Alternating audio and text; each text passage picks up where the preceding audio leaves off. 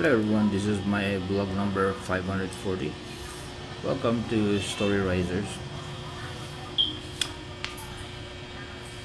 Today I'm going to storyrise about the pipeline. Once upon a time, in a distant town, water was very scarce, and the townspeople's only source is from a valley 1 kilometer away that most of them just wait for the rain to come. To solve the problem, the elders proposed a bidding of contract to have water delivered to their town on a daily basis. Two young men, Pedro Mangunahan and Juan de la Cruz, offered their services, and the elders hired both of them. The elders thought that a little competition would keep the prices low and ensure a backup supply of water. So, Pedro immediately bought two galvanized steel buckets. He began running back and forth from the end of the long trail to the lake. He made money working from early morning to evening, hauling water from the lake with his two buckets. The buckets of water are emptied on a large concrete holding tank the townspeople had built. Pedro needs to get up each morning before everyone does to make sure that there will be enough water for an entire day.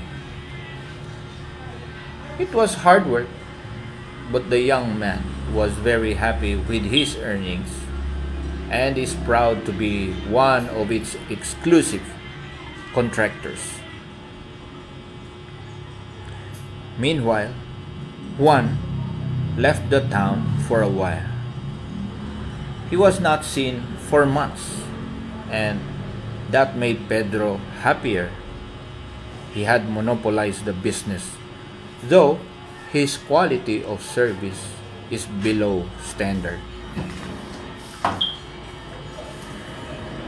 Juan de la Cruz had instead wrote a business plan, created a corporation, found four investors, hired a president to do the overall monitoring, and came back 6 months later with a construction crew.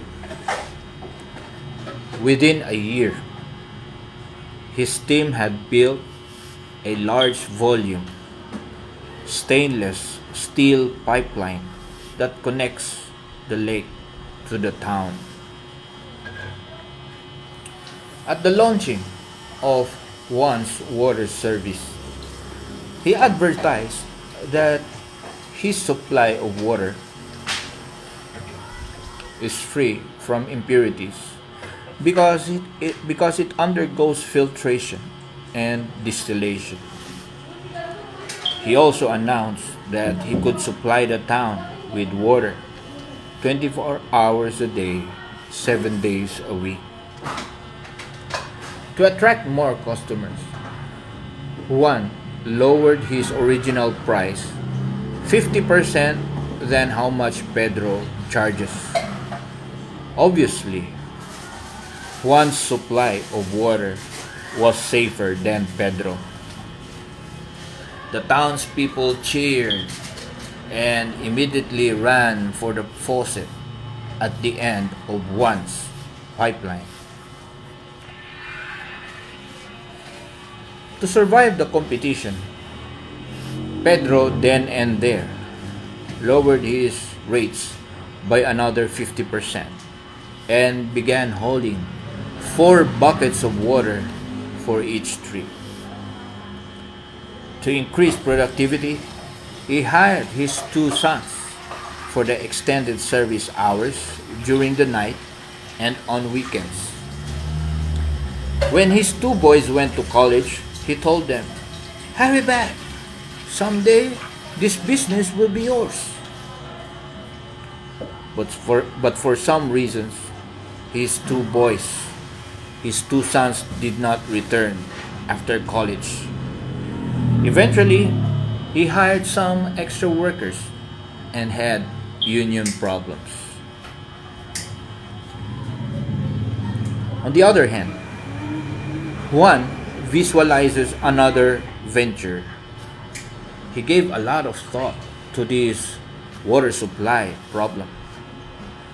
He realized that if this town needed a pipeline, then other towns might need one too. So Juan de la Cruz rewrote his business plan and introduced a high speed, in large volume, low cost, pure water delivery system to nearby towns and provinces throughout the country. He continued to provide more and better service to meet the needs of his target market. Juan de la Cruz was only earning a few centavos for each bucket delivered, but he delivers millions of buckets every day. Whether he works or not, millions of people consume large volumes of water every day. All the money coming from one's business goes straight to his bank account. He had not only built a pipeline of water to deliver to faraway places, but also a pipeline of money going directly to his own pocket.